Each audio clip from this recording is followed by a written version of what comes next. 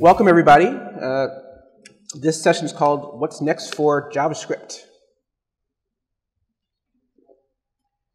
And what we'll basically just be talking about is ECMAScript 6, also called ES6, JavaScript 6, whatever you want to call it, JavaScript.next, goes by many aliases. So just a few words about myself. My name is Kito, and you can find me at Kito99 on Twitter. I'm the principal consultant at a company called Virtua, which does training, consulting, and mentoring primarily around Java EE technology. So we work a lot with JSF, Java EE, also a lot of stuff like,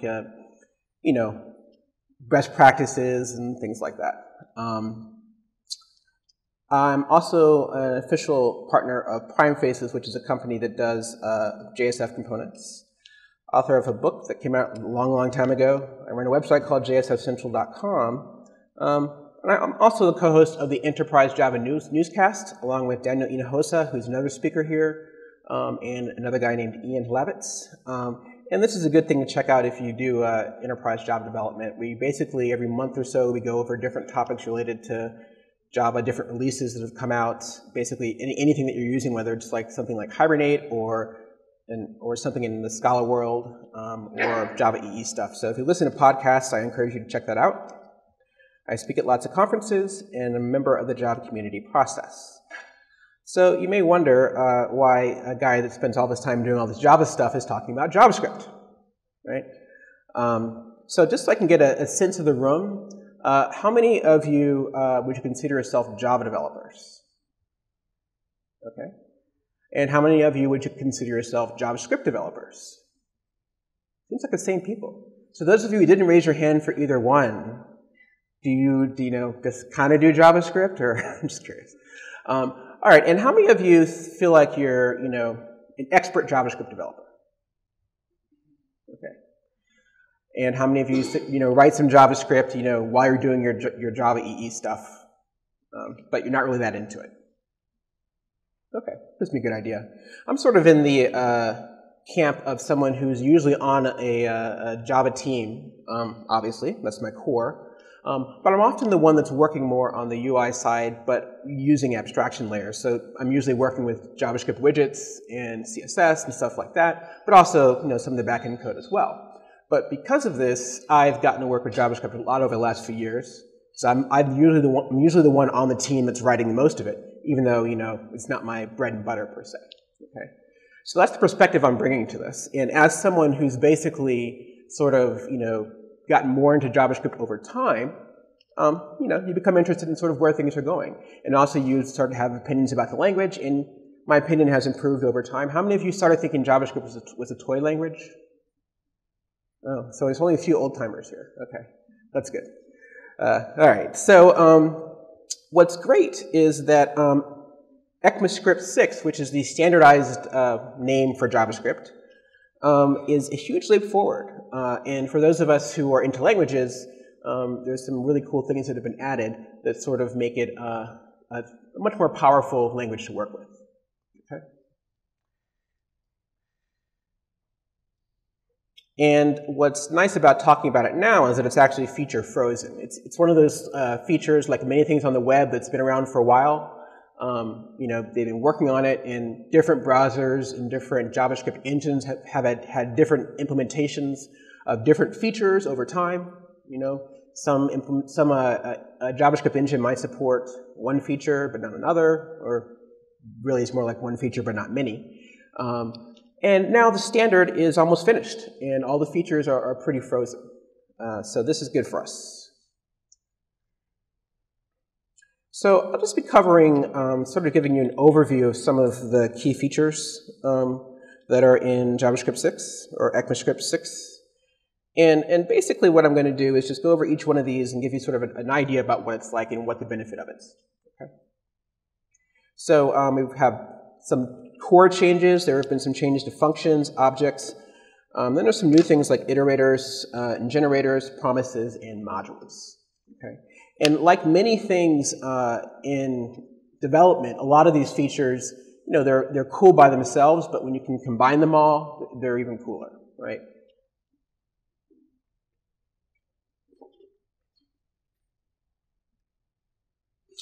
Okay, so let's look at some of the core features.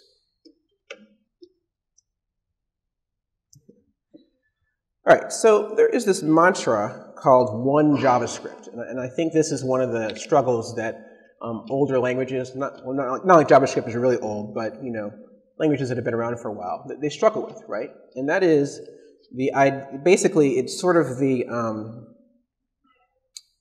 impact of early decisions, right? So someone comes out with a language, they put all this stuff in it, and depending on how things go, those features may never go away, right? You see this with Java a lot, right? Java is really big on backwards compatibility, and as a consequence, there are things in there that are kind of like really dated or just strange at this point, okay? So the idea with one JavaScript is basically to sort of take Java's mantra of backwards compatibility first, okay? So ES6 is not removing any features. The idea is to really make all the current stuff still work, okay? But provide features that are better or just completely new altogether, okay? So that's sort of the one JavaScript. And this makes a lot of sense for the web because the web is very dynamic. There's lots of websites, lots of different things going on, and you kind of don't really want to break that backwards compatibility. Okay? So there's no language versioning. There's no thing to say, okay, I'm only dealing with JavaScript 6 or anything like that. I mean, there are ways you can search for specific features, but there isn't like some magic switch. You can't say this module is only in JavaScript 6 or anything like that. Okay. And another feature, how many people use strict, which is a common thing? Okay. Every time I try to use it, the code base I'm with seems to break. I don't have time to fix it, but that's just my luck. So usestrict is a feature of ES5, which is the previous version of JavaScript. And basically, it just tightens up things and makes it a little bit harder to make mistakes. And strict is actually enabled by default in ES6, which is nice. The only caveat is that there are some things which strict mode in ES5 didn't allow that ES6 strict mode does. But overall, it's nice to actually have it enabled by default.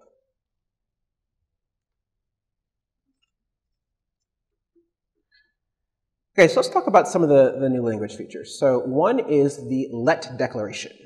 And can you guys read the code in the back? Okay. Does it need to be bigger or is it too dark? That's not the answer I wanted to hear. Okay. Let's see. Trying to think if there's an easy way to make it lighter. Just like this. That works. All right. There goes my lovely syntax highlighting. Okay, so JavaScript has always been a little strange with variables, right? If you just declare something, it throws it in the window scope, which is the global scope for the page, right? And if you use var, then it's usually scoped to where you are, but not always. So if you do var inside of a block, it's not actually going to be scoped to that block. It'll be scoped to that function, okay? So what let does is basically allow you to scope things to the declaring block, okay? So in this example, I wonder if this highlighter will it actually works here, okay. So we have a var value, right? And in here, we have a block, right? And we're saying, let something here.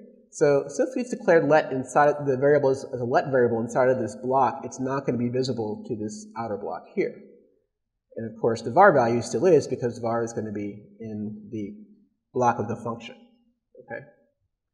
So basically, it makes scoping a little cleaner. It's also better for memory management, right? Because you don't have all these variables lying around which aren't being used, okay?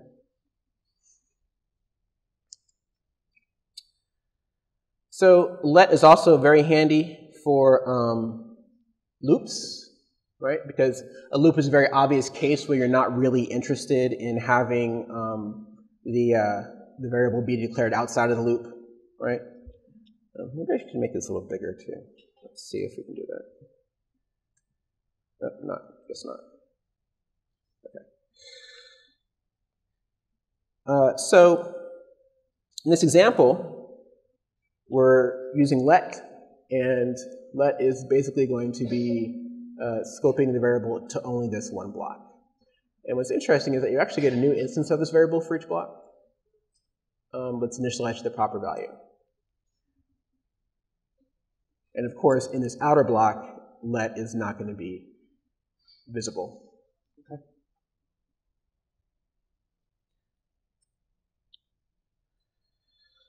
One of the things you can't do is redefine variables in the same scope. So with a var, you can do that, right? You can just redefine something again.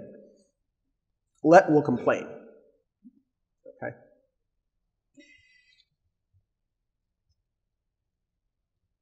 Also, you can't reference something before it's defined in the current block, which you can do with other variables. So in this example, it's basically if we know that, well, we'll start here. All right. I'm sorry. I'll highlight this for you guys. Sorry about that. Okay. So here we're doing console.log, and this actually works because JavaScript says that, well, I haven't heard of that, so it's undefined, right? In here, in this block, because we have a let inside of this block, we're not allowed to do this. So JavaScript doesn't automatically, or ES6, whatever you want to call it, doesn't automatically sort of move this declaration up to the top of the block. It's declared wherever it is. Okay. With the vars, it actually moves it up to the top of the block for you, sort of behind the scenes. Okay. And this works more like other languages, right? Usually in other languages, you can't declare, well, depending on the language, statically typed languages, you normally can't reference a variable before it's declared, right? So in general, it's a good idea to use let. Of course, you know, you can't use let unless you're actually writing ES6 or working with a JavaScript engine that supports it. But it's a good practice because you're going to be saving memory and reducing scoping errors. Okay.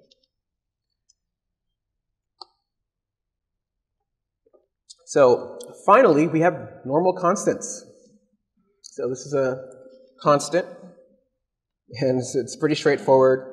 It's just an immutable value, nothing very special about it, but it's just like a constant in any other language. But like a let, it's scoped to the current block.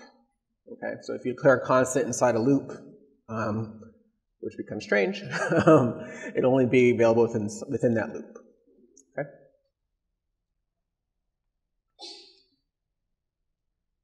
So this is one of the neater features I've seen. So often what happens when you're working with JavaScript is you're working with some class or some library, and it has methods, and those methods take options as parameters. How many people have seen this? You know, you send in some options, right? And a lot of times it's a pain to deal with this. So basically you've got an object with properties or an array in some cases. And it'd be nice to be able to deconstruct it very easily. And you can do this with this new thing called destructuring assignment. So at the top here we have var options. Right? So this is just a normal, simple object, right? Two properties.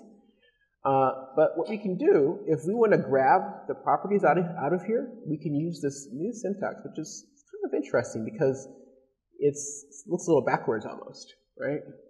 So basically we're saying, but it looks backwards, but it's not, if you think about it, because we still are actually assigning values here, okay? But we're getting them from here. So basically what's happening is we are we're pulling out the default class value and pulling out the save value, and these are essentially going to be vars, right?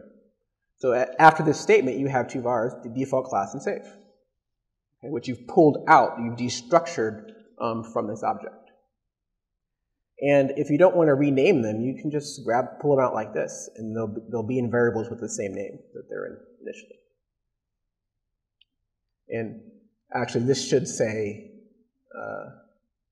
default class and save here. It's actually a typo. So this is basically, if you just put the actual names here, default class and save, that would pull those out. If you put this in, it's working a little bit different. Okay. So basically, it allows you to very easily pull properties out of an object. And you can also do this with nested objects as well, which is pretty cool.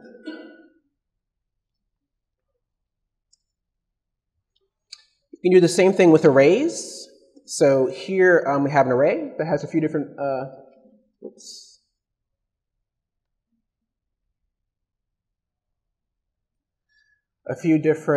values, right? And we basically just pulling them out. First shape, second shape. Okay. And then we can access from here. Okay. So basically, it's basically some nice syntactic sugar, right?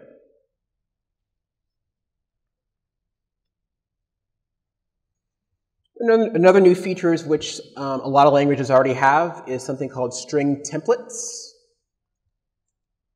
So string templates let you do things like have multi-line strings, basic string formatting, and the ability to inject properties, HTML escaping by default, stuff like that. So this is basically something that a lot of languages like Ruby, for example, already have, but it's nice to see it in JavaScript. You have to excuse the red boxes. It's a byproduct of my slide chain. So there's you don't need to put a red box when you write this code. It just try it normally. So the first thing we have here is this multi-line here. Okay, so this is just a normal string, and the key thing to notice here is that you have to use backticks to specify a string template, which I find a little strange because I don't use backticks very often. So it's like you have to look in a different place in the keyboard and everything, but that's the syntax. And so here I can put a multi-line string.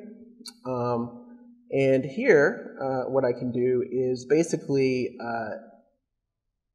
do property substitution, right? So I can inject this property here, multi-line string I can put here, and then I have a new variable called x that I can insert.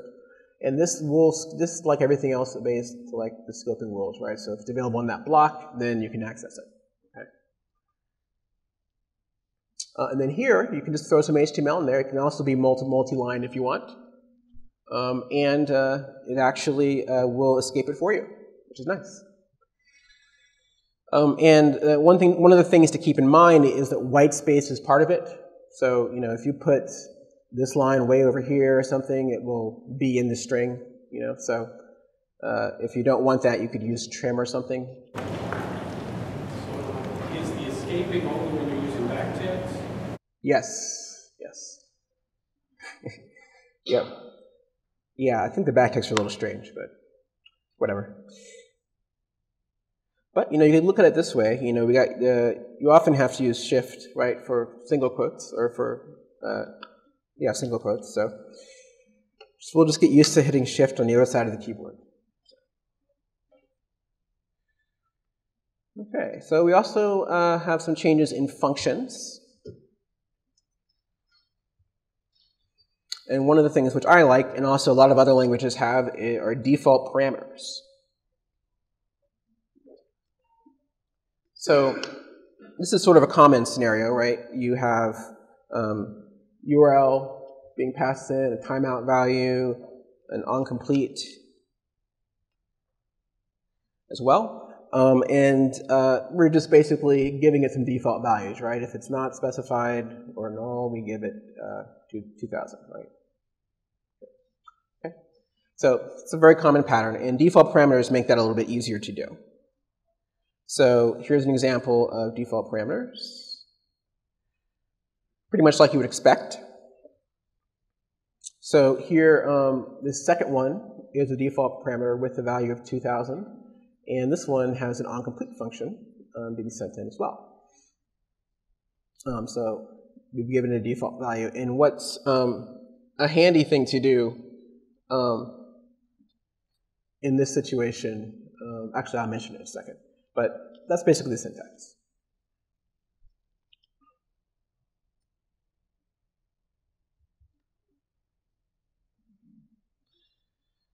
So a few different things here. When you mixed default parameters, when you mix them with default parameters, the parameters without defaults are required okay?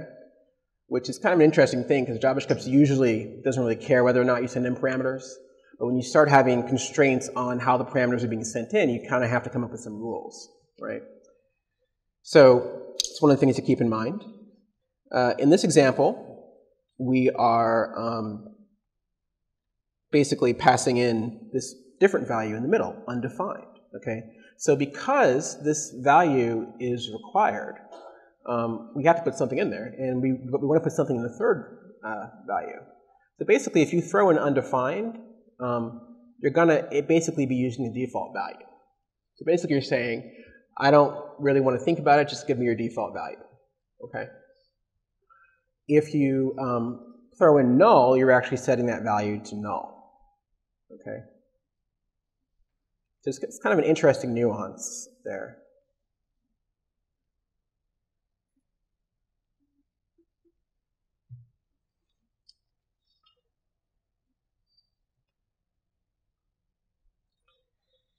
All right, you can also use a function to retrieve a parameter value, which is kind of a neat thing, okay? So, you know, JavaScript is functional, sort of, right? And an object is a function, so why not? So, basically, we have a callback function that we've declared here. And it's sort of like its job is to generate whatever variable we need, and we can basically just set it here, okay? So we'll take whatever, we're basically just using this to return some value.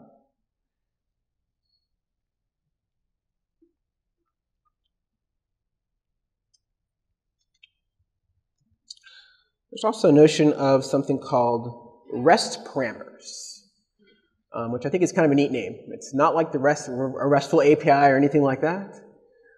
It just means like these are the rest of the parameters.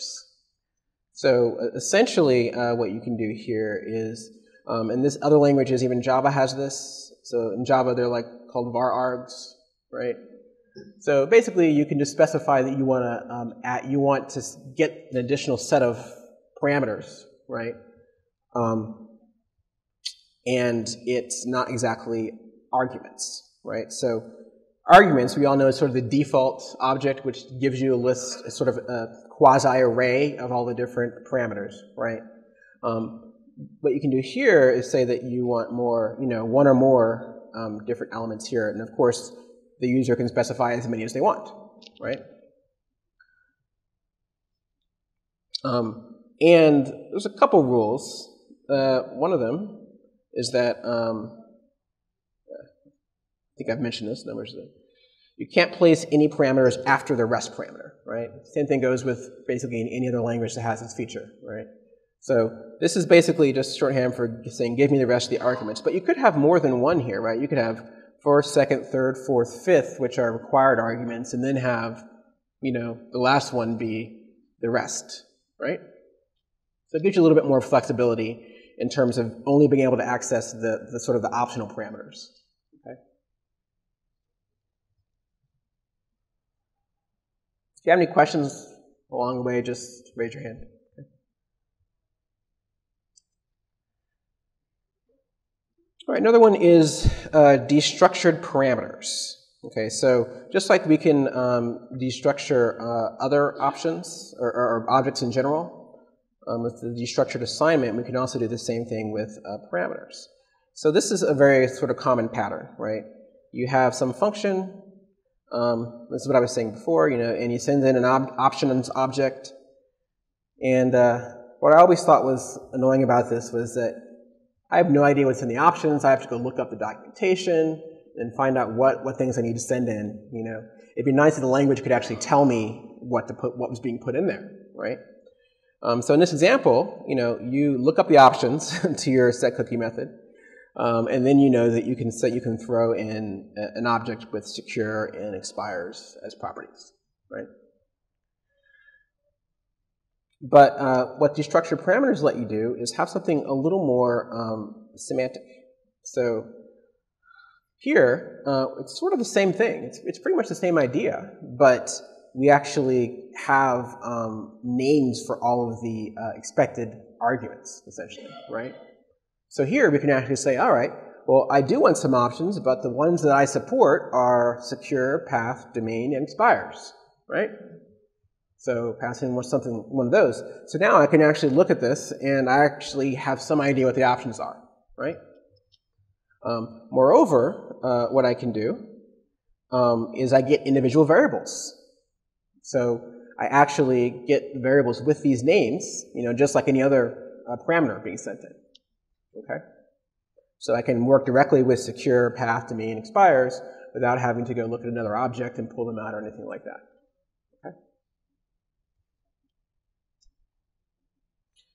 If they're not passed in, they're set to undefined, so, which makes sense.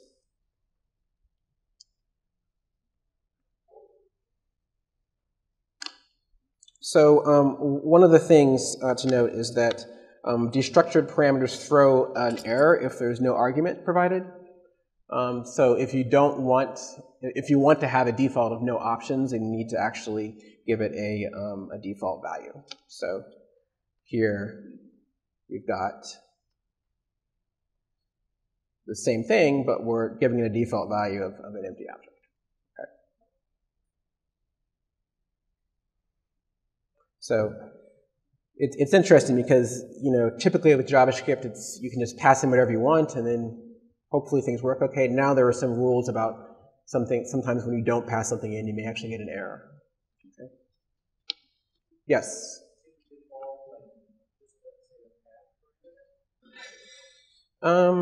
I believe so. I'm not 100% sure, but I believe so.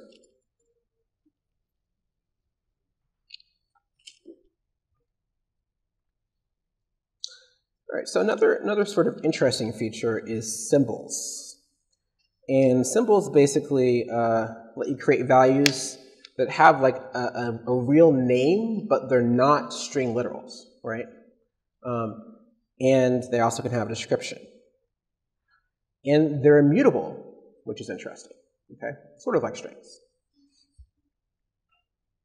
And it's actually a new primitive type, just like everything else, like the symbol object wraps the primitive type. And here's basically the deal. So let's look at this first line. So we create a new symbol. Look, notice there's no new operator. It's just symbol. And you can't call it with you can't like send in no parameters. It has to be basically the next line or this line. But you can't create a new symbol with a new operator at all.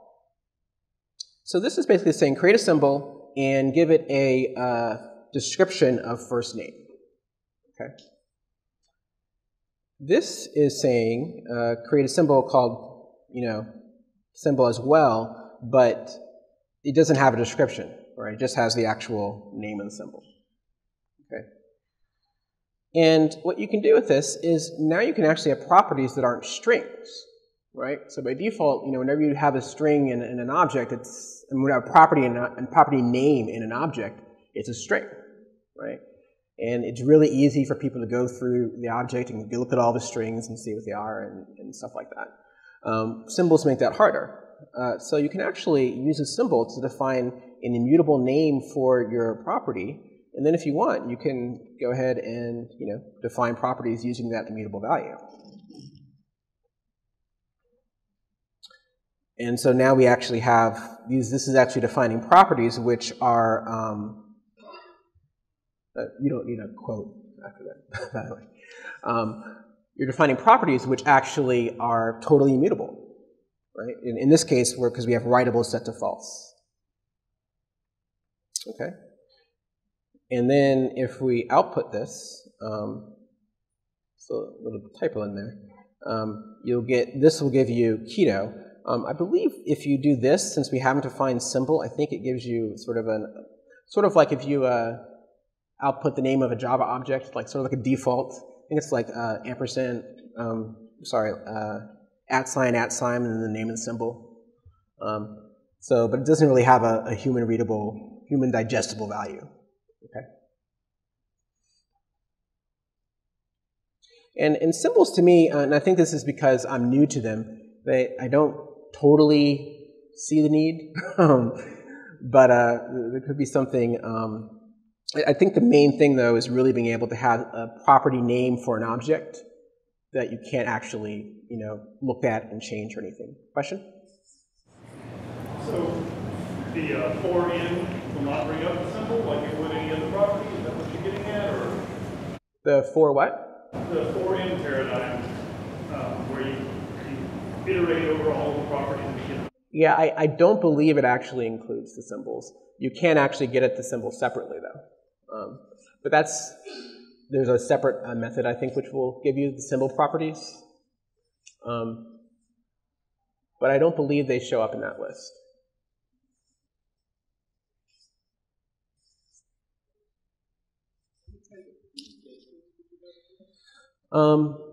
I don't really have a good list for you right now of the use cases for it.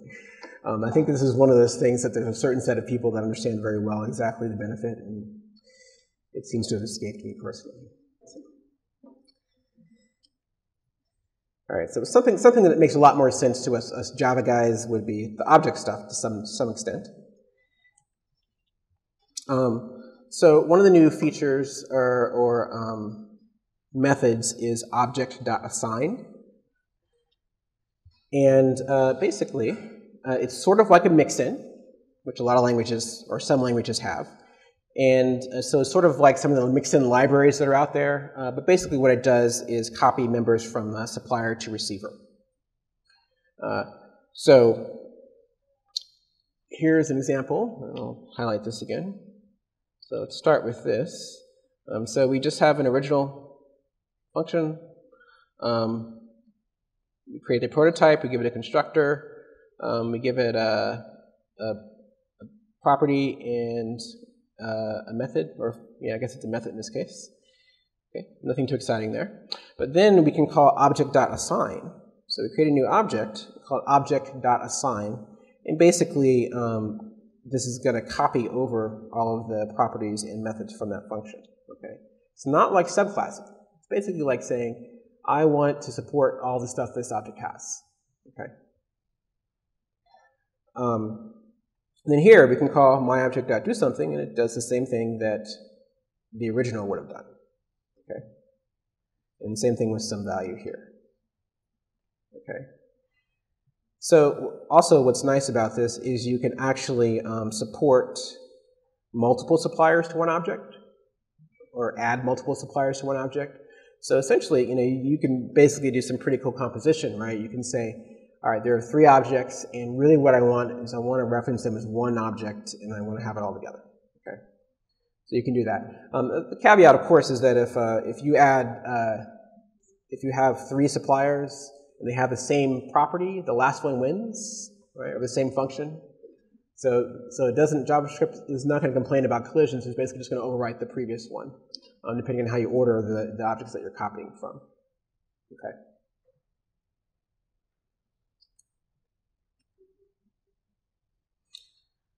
So this, to me, is probably one of the coolest features. This is something that I would love to see in Java, even built in.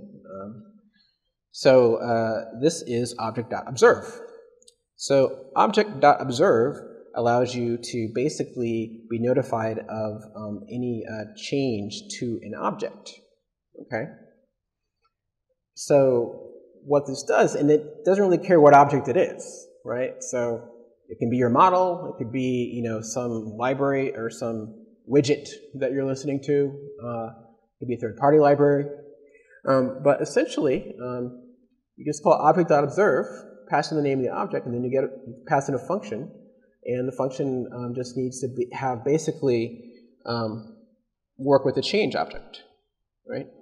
And you see you get a set of changes or a list of changes. So here we're basically passing in that list, and then for each one we can go through and actually pull out the type, change, old value. And it's actually an asynchronous callback, right? Of course, because how else would it ever work, right? Because there's all these different objects that are being changed at any one time. If it were synchronous, it would basically block the browser or the thread in Node, okay? So this is actually a very cool feature, and I think it gives you a lot of possibilities for things like data binding. So, situations where you're trying to, update the UI based on some change in your objects. This basically will reduce a lot of code required for that, or at least a lot of the framework code that you may be using as well. Okay. So this is probably definitely one of my favorite features. You can also change prototypes. So in a lot of JS engines, including V8, which is the Google one, there's an __proto__ property that you can look at to see the prototype, and you can also change it. This is basically just standardizing that feature. So ES5 has a get prototype name method, or get prototype of method. They've added a set prototype of method. So if you have an object and you want to change the prototype, you can actually change it now in a standard way. Okay. Which I think is actually very fascinating as well.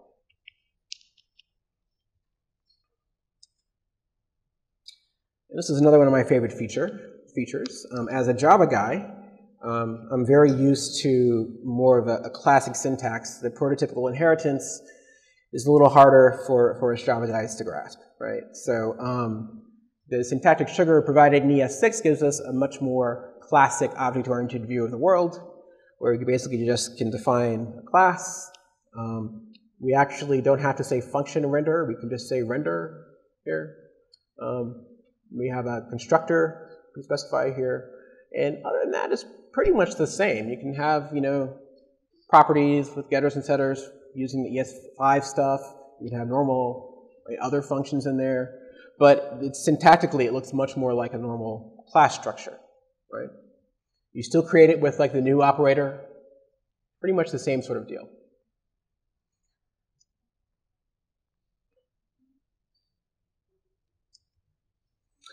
What's also nice, though, is that the inheritance is much cleaner, too. You just use an extends keyword like most languages.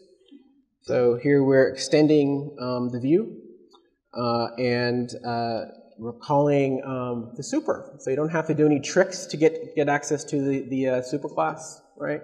You can just call super. It's a little weird because this, to me, looks like you're calling the constructor or something, but you're not.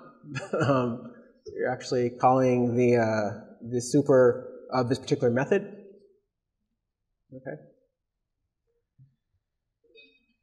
But finally, we have a sort of more classic view of the structure or of the object-oriented nature of our code. Now, internally, it works exactly the same. Okay. This is actually, I'll talk about this a little bit more later, but this is one of the interesting things about it. It's also one of the beauties of dynamic languages, is that all the stuff that we're talking about here in ES5 actually, and ES6, can actually run in ES5. Like, so there's actually, we'll talk about it later, there's a transpiler that transpiles all of the ES6 stuff to ES5 code.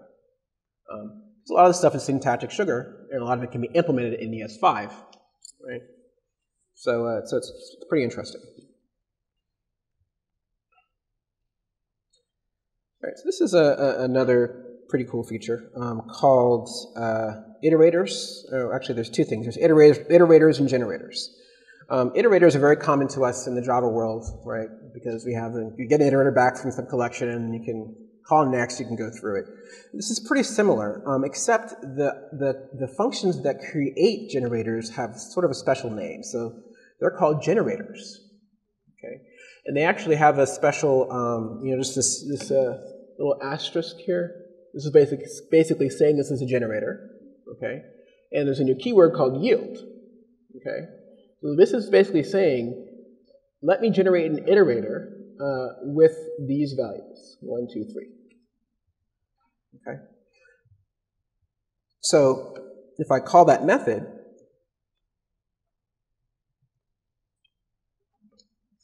I get a reference to an iterator instance, and then I can loop through it and output stuff to console and do whatever I need to do. Okay. So you can loop through it very much like sort of like any collection, right? But an iterator only knows about going forward, essentially. So unlike a collection, you can't grab any object in the middle of it. You just can iterate through the collection. Okay.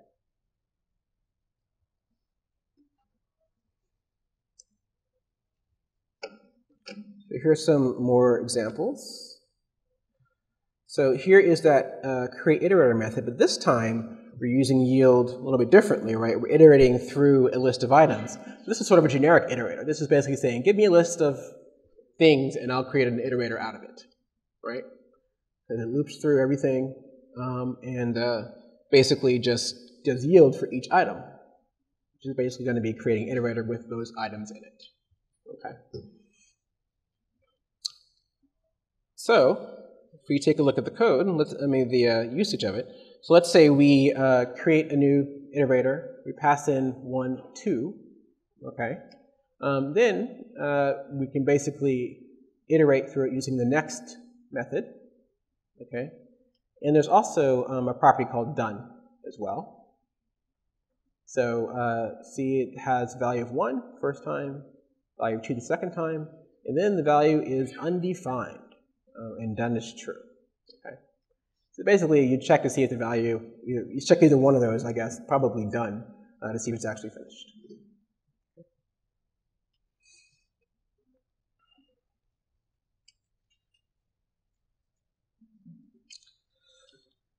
Okay, so another very popular or cool feature, I should say, is promises. So how many people have heard of promises? I'm just curious. All right, so pretty much all of you. At least 3/4, okay. All right, so basically promises are sort of the cornerstone of ES6's async behavior. And the idea is that you basically can execute some code and then be notified when it's done. That's pretty much all it is. So basically, the promise is sort of a promise that at some point it will end, or it'll blow up, or something will happen at some point in the future, okay? And whatever happens is presumably asynchronous, right? So whenever it happens, you don't really care. All you know is that you want to be notified when it happens, okay? So it also can be in a few states. One is pending, which means nothing's happened, right? Fulfilled, which means it's completed, rejected, or settled.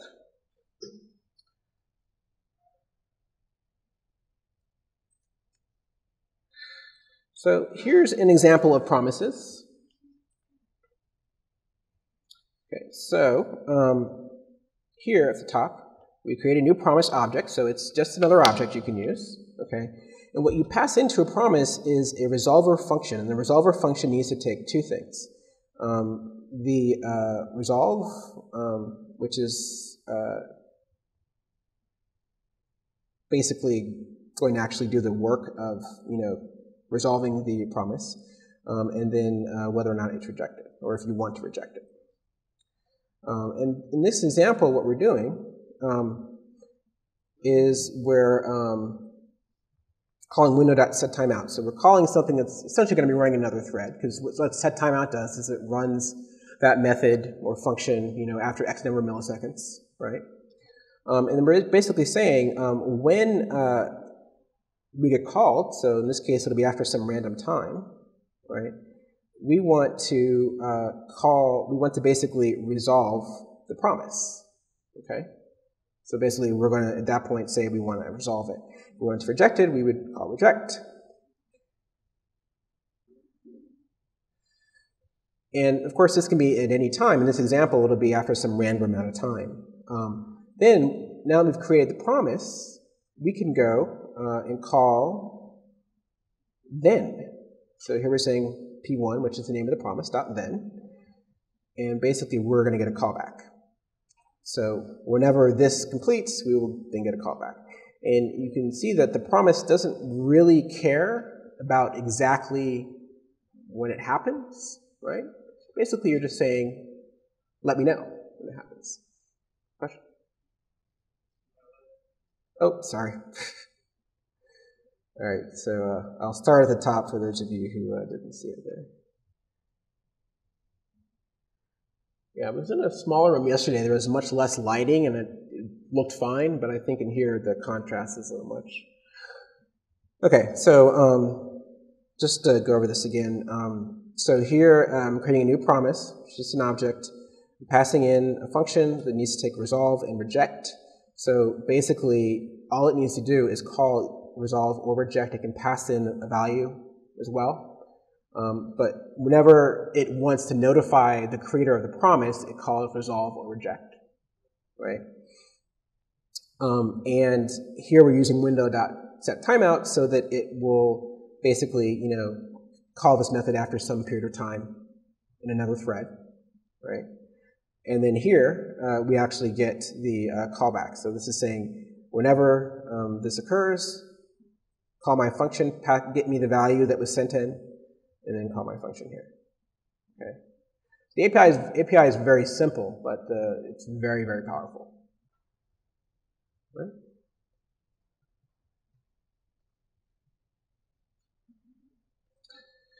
All right, another feature we can talk about are modules. And this is a very exciting feature.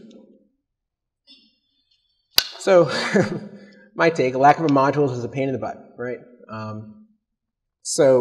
Especially in the world of JavaScript, you're importing all these different JavaScript files. They all have collisions and other issues. And even, in JavaScript, they're really, in Java, we still need a better sort of module system than what we have now, right? So modules, the number one thing they do is encapsulation. And what's always been an issue in JavaScript is sort of, namespacing things, right? So a module by default has its own namespace, and they can actually export their members. So they have their own namespace. Anything they declare in there is not available outside the module unless they explicitly say so, okay? That's really all it is that core feature of having your own namespace where you can decide what you want others to see, okay?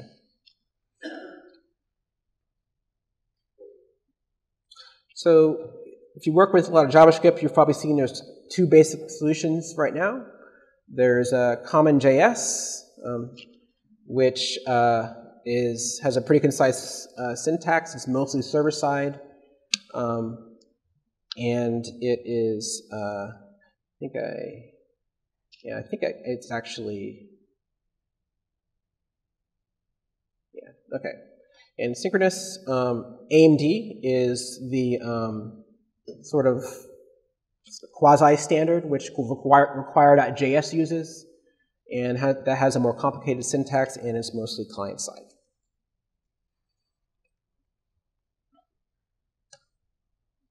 So ES6 is basically sort of a combination of both of them. If you're familiar with them, then using the modules in ES6 is going to be very straightforward.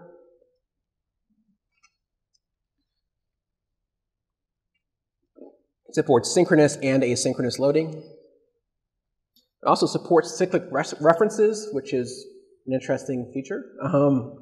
But I think they're supported in CommonJS, if I'm not mistaken, so it's not terribly strange. And also it makes it easy, if you're refactoring or doing something like that things still won't break. And what's interesting is that the module structure is static. So a lot of the way they're designed is so that you don't have to actually execute the JavaScript code to determine what's being exported from a module, right? So the interpreter can look at the code and say, okay, these are the exports, and then not actually run it to determine that, which is, of course, very nice. Okay. So there's two kinds of exports. There are default exports. There's one per module, which is the preferred approach. But there's also named exports where you can define as many exports as you want with different names. And a module can have both types of exports. So here's some examples. So top here, we have, and this is inside of a module, this file, okay, mymodule.js. Okay. All right, so we start out with, up here, with an export, okay. So there's different, like most things, there's different ways to do it. So one way is just to say, right before whatever it is you're declaring, whatever expression, just say export, okay? And then whatever it is, whatever name it has will be exported, okay? And then down here, these are just some normal variables, constants, etc., okay? So you don't have to put export in front of them. You can export things at the end, which I think is actually a little bit clearer to read. So down here, we're exporting process and name. Okay. We're also exporting max items, which is that constant. But you notice we've got the as qualifier, or as operator here. So we're saying max items is constant as this. So when the calling library or calling JavaScript code looks at the exports, it's going to look for max, not max items. Okay. And of course, here is the default export. Okay. So if you want something to be default, you just say export default, and then whatever it is, and you're good to go. So basically, by default, this is exporting this class called runner, but it also has some other exports as well. Okay.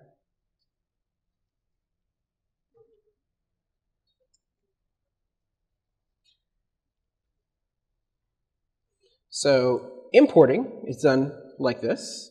So here we're saying we want to import runner from source my module. So runner is whatever name you're getting to the default import.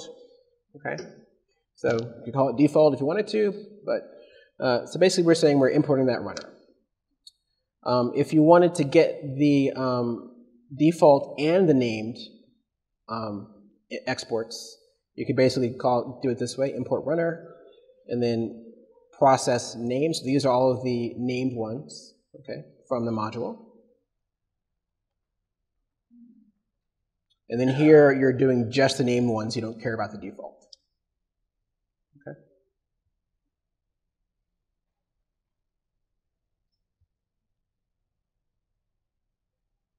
So you can also import modules programmatically, so things can be a little more dynamic. Here we're saying system.import, and we're importing a module with this name. And then we're saying once we've got it, we want to store it in something called my module. Okay. And then we can use this module here. This is actually a new syntax. I'm not covering this in detail. This is one of the coolest features is this syntax here, which is the arrow syntax essentially, where you can basically, it's sort of like lambdas or something in Java essentially. So here we're using my module, and that's actually what's going to be sent in here. And so this is basically saying like pass this value into this function here. And if you want to import multiple modules, you can use promises. So you can say promise.all. So it's basically going to go through this list here. Okay. You can use these new methods like map. Okay. And then also here we're basically saying, okay, each one of these elements inside of this list is going to be called mod. Okay. So for each mod, we want to call system.import. And because this is a promise, we can then say then, and for each one of these, we give it a name, okay? And then these are being passed into this other function here, okay? So this gives you another idea of some of the beautiful syntactic sugar they have now, okay? And for those of you who couldn't read the whole thing in the back, this is it. So again, it's system.import, and then you can call promise.all if you want to import multiple. And what's key about this is that it's asynchronous, right? Because you don't know how quickly a module will load. So if you want to call back, you have to actually, be notified when it's done loading. Okay.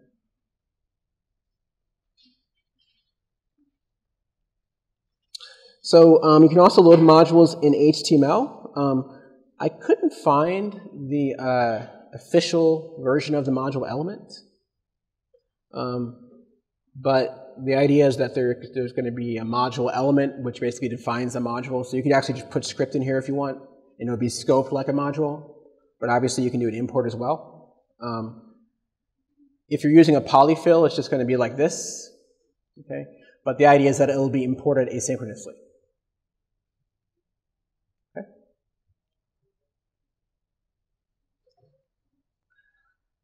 right, so there's some other features as well. Proxies are there. Those of us in Java world are very familiar with proxies. Basically, you can define custom behaviors for fundamental operations like property lookup, assignment, enumeration, function invocation, etc. using proxies. There's better Unicode support.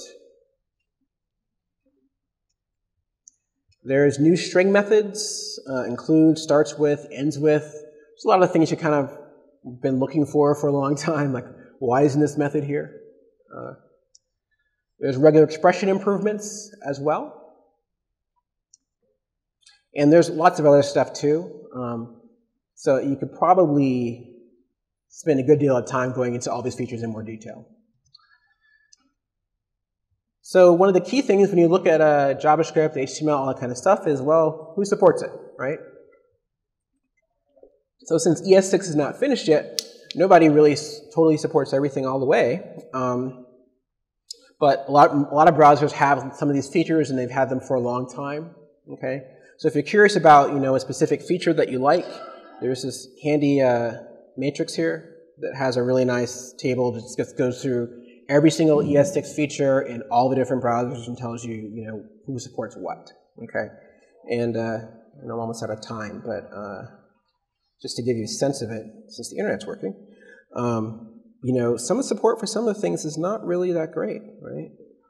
If you look at IE10, for example, not really seeing a whole lot of support there, okay?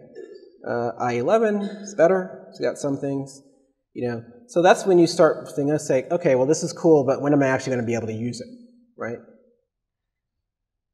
So it's very easy. If you just search for ES6 polyfills, you can find someone that's implemented a polyfill, which is basically an implementation of a particular feature that you can run inside of any ES5 environment, right?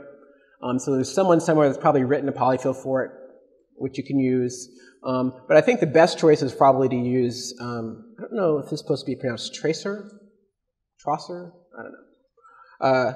But Tracer is probably the best choice, and it's by Google. And it basically will compile your ES6 code into ES5 code, which you can run in any ES5 browser. And an ES5 browser is going to be a newer one like IE9 or IE10 or around that level. Okay. There's also Continuum, which I don't know, I haven't heard as much about. But it's basically an ES6 VM written, not writing, but written in ES3. So it probably will work with much older browsers. I don't know how performant it is, but it's out there as well. But I would encourage you probably to check out Tracer and take a look at that as a good starting point to work with as well. Okay. All right, I think that's it. I am exactly 2:15, so this amount of time. So thank you very much.